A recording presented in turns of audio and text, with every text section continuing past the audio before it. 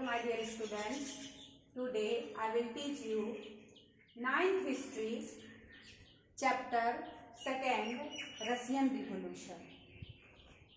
Previous video में मैं French revolution के बारे में बताई थी कि ये किस प्रकार फ्रांस में ये रिवॉल्यूशन हुए थे।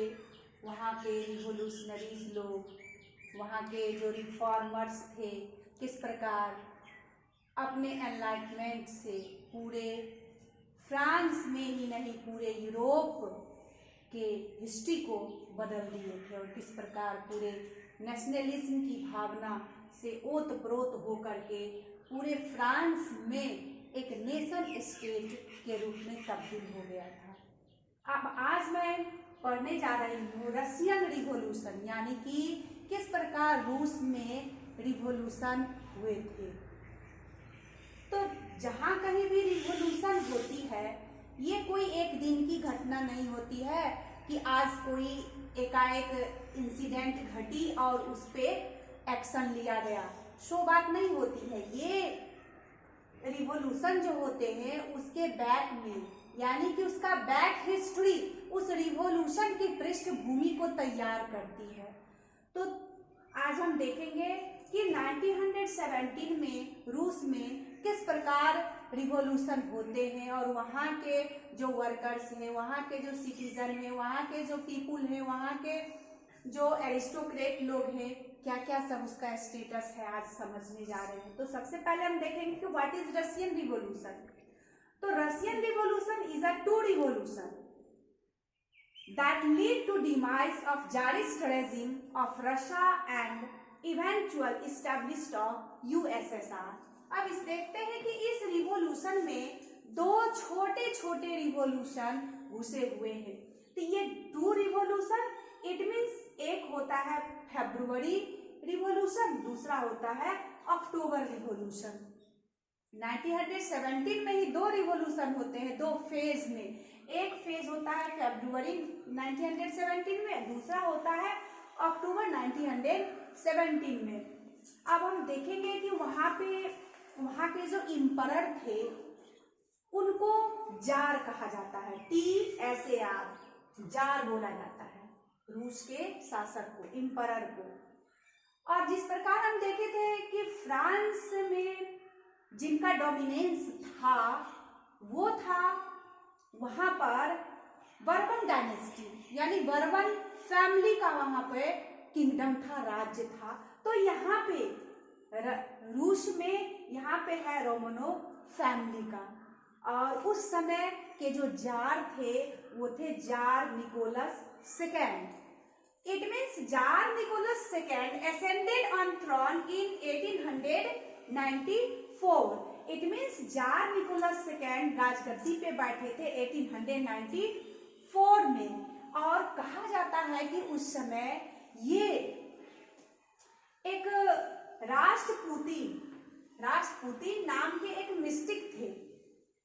ये मिस्टिक से ये बहुत ज्यादा इन्फ्लुएंस्ड थे, यानी प्रभावित थे। ये राष्ट्रपुतिन जो राजा को, जार को सलाह देते थे, जो एडवाइस देते थे, राजा मानते थे। और ये मिस्टिक कैसा मिस्टिक था?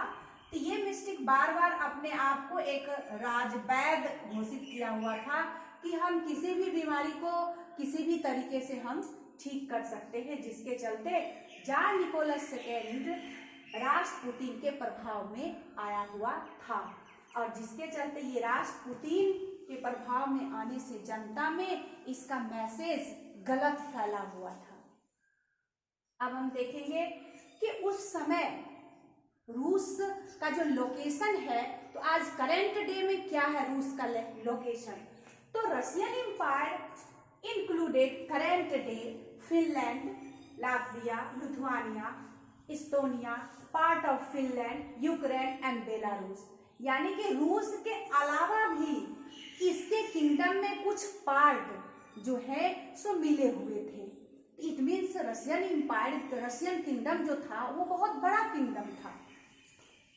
अब हम देखेंगे कि यहाँ का जो रिलीजन था तो क्या था। तो मान लीजिए मेजोरिटी में तो वहाँ के जो रशियन पीपुल थे उनकी मेजोरिटी रशियन ऑर्थोडॉक्स क्रिश्चियनिटी में थी, लेकिन वहाँ पे और जो सारे डिफरेंट टेरिटोरीज जो उसमें शामिल थे, उसमें कुछ लोग कैथोलिक्स भी थे, कुछ प्रोटेस्टेंट थे, कुछ मुस्लिम थे, कुछ बुद्धिस्ट थे।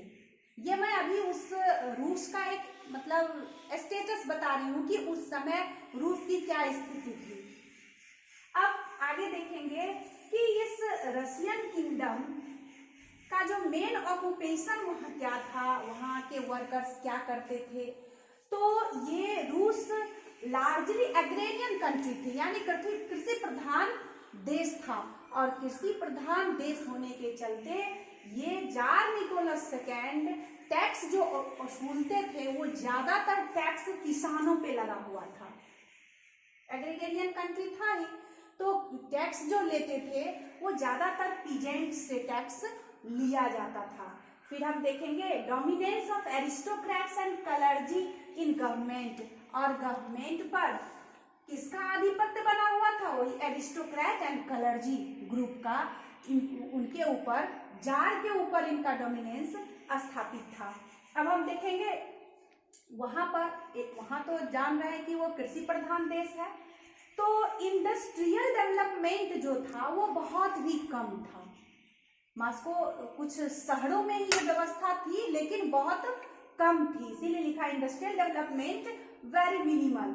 अब जो ही वहां पे जितने ही वर्कर्स लोग रहते थे, उन शहरों में वर्कर्स की जो कंडीशन थी वो अच्छी नहीं थी, यानी कि वो भीड़ भाड़ वाले जगहों में रहते थे, एक अपार्टमेंट में 100 लोग रहते थे, और उनका जो वहाँ पर जो कंडीशन था वो बहुत ही कंडीशन था, जिस जगहों पे रहते थे वो हाइजीनिक भी नहीं थे, हेल्थ के दृष्टिकोण से उसके स्वास्थ्य पर एक हानिकारक प्रभाव उनके एनवायरनमेंट का पड़ता था। लेकिन जो भी इंडस्ट्री के ऑनर थे उनको इन सब बातों पे कोई ध्यान नहीं था, सिर्फ उनको वर्क से मतलब था कि किस प्रकार वर्कर लोग मेरे फैक्ट्री में काम करें और हम ज़्यादा से ज़्यादा प्रॉफिट को अर्न कर सकें। तो अब हम आज देखें कि उस रूस की क्या स्थिति थी 20th सेंचुरी में। अब नेक्स्ट डे अब देखेंगे कि ये रिवॉल्यूशन किस प्रकार आगे बढ़ती है। धन्यवाद।